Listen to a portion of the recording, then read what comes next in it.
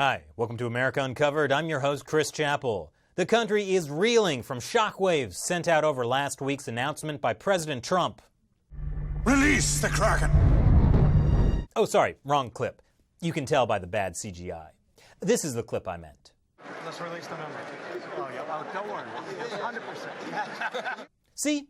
Much better CGI. That hair looks real. So what is the memo? It's a 4-page document written by Trump ally Devin Nunes, the chairman of the House Intelligence Committee. It centers on the wiretapping of Carter Paige, a former Trump campaign advisor. So, what does the memo mean? Well, I'll give you your choice of conspiracies. On the one side, you have the Democrats, who say the memo is a plot by Republicans to throw shade on the Russia investigation and get Trump off the hook.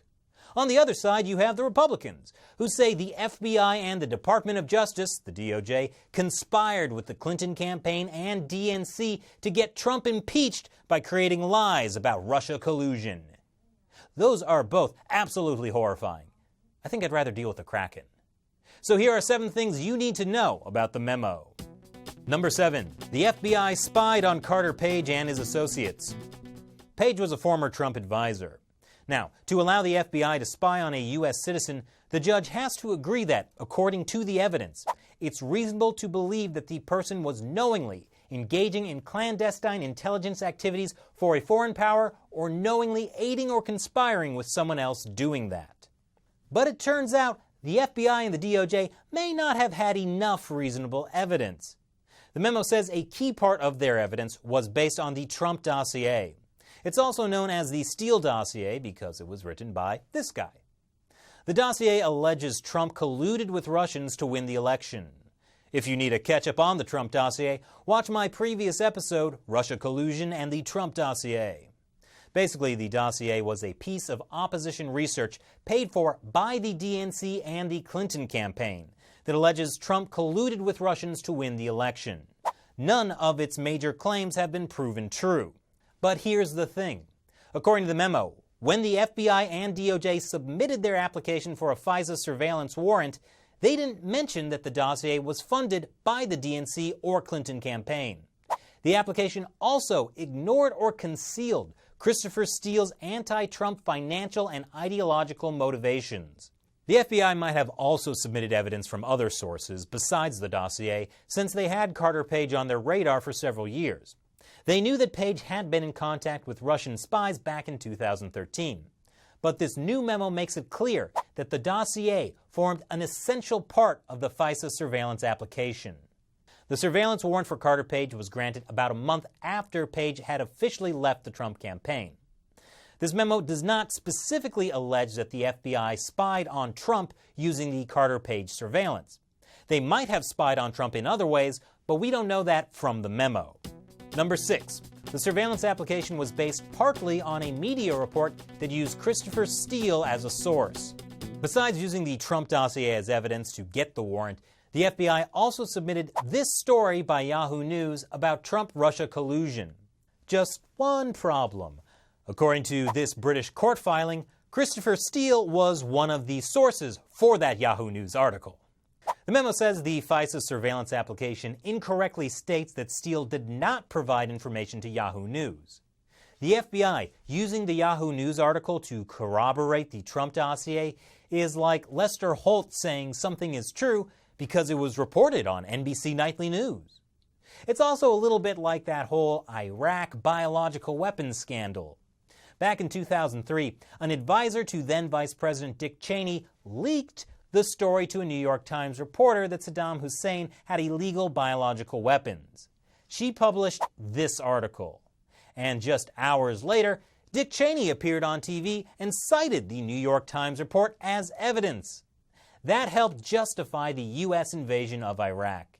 And more than a decade later, we're still dealing with the fallout from that. And guess what? We never found those biological weapons, did we? Number 5. The FBI knew their application for the surveillance warrant included unverified information. James Comey, who was the FBI director at the time, had said this under oath. I was speaking to him and briefing him about some salacious and unverified material. What specifically was he referring to when he said salacious and unverified material? According to the memo, he was talking about the Trump dossier. Others argue that if you look at Comey's testimony in context, he might have only been referring to specific parts of the Trump dossier, and not the whole thing as salacious and unverified. The memo frames it in the former way, suggesting that the FBI submitted their application knowing it, i.e. the whole dossier, was salacious and unverified. Number 4. The memo is mostly accurate. How do we know? I mean, its release was politically motivated. Devin Nunes, who's chairman of the House Intelligence Committee, led the group that wrote the memo, and Nunes is a Trump ally. But it's still largely accurate. Because, first of all, most of the information in the memo isn't exactly new. That's right, very little is new information. So, honestly, all the media coverage is a bit overblown. But I guess we're all reporting on it now, aren't we? What is new is some of the specific names mentioned in the memo. Here's an example of one of the named names. FBI Deputy Director Andrew McCabe. The memo says that McCabe swore under oath that the FBI relied on information from the Trump dossier. McCabe has been under pressure from Republicans and the Trump administration for months. He's also under investigation for taking 3 weeks to investigate the discovery of the missing Clinton emails ahead of the 2016 election. The memo could have put McCabe under even more pressure. That may be one of the reasons why, a few days before the memo was released publicly, he decided to take a leave of absence before he officially retires. Number 3. Trump may fire Rod Rosenstein. Rod Rosenstein is the Deputy Attorney General. He also makes a cameo in the memo. He signed off on the final surveillance warrant renewal, and that was well into Trump's presidency. It's not clear whether the evidence submitted for that renewal still included information from the Trump dossier, but it does mean he signed off on continued surveillance. A fun story about Rosenstein. Rosenstein had supported the idea that Trump fire FBI Director James Comey, even though afterwards some people claimed that Trump's firing of Comey was obstruction of justice. And after Trump fired Comey, Rosenstein appointed Robert Mueller as special counsel to take over Comey's investigation of Trump's Russia connections. What's weird is Mueller and Comey were brothers in arms. How about that? So when reporters asked Trump recently if he was going to fire Rosenstein, Trump had this to say. You figure that one out. I mean, do they really need to ask? Trump once made a career out of firing people. Number 2, the memo that was released was never a risk to national security. Ahead of the release of the damning memo, the FBI freaked out. The Department of Justice freaked out. And top Democrats freaked out and tried to get Nunes fired before the memo was released. Releasing the memo, you see, would damage national security. Imagine what would happen if these massive, shadowy secret government agencies were held accountable. That's just what the Russians want. And that is why the memo absolutely should not be revealed to the American public. They just wouldn't understand. It isn't one person in the intelligence community recognizing the sacrifice that our men and women in the intelligence community make for our country's security that would say this is not reckless. Christopher Wray, the director of the FBI, obviously, recently selected by President Trump. He got the memo. He could have come out and said, this is reckless, don't release it. Let me just say this with all due respect. You really don't know what you're talking about right now. With all due respect, Ms. Pelosi, you either didn't read the memo or you're lying. If Pelosi had actually read the memo, she'd know there's nothing in it that even remotely threatens national security. But more likely, she and other Democrats are just calling it a national security issue in order to cover their krakens. But it kind of makes you wonder what else gets hidden from the American public under the label of so-called national security. How many licks does it take to get to the center of a Tootsie Roll Pop? Answer the question. Release the memo.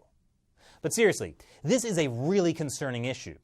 The fact that this memo is perfectly safe for public consumption, and yet the FBI, DOJ, and many elected officials wanted to keep it top secret for national security reasons means that there could be a lot of other information being kept from the public to protect the reputations of powerful people.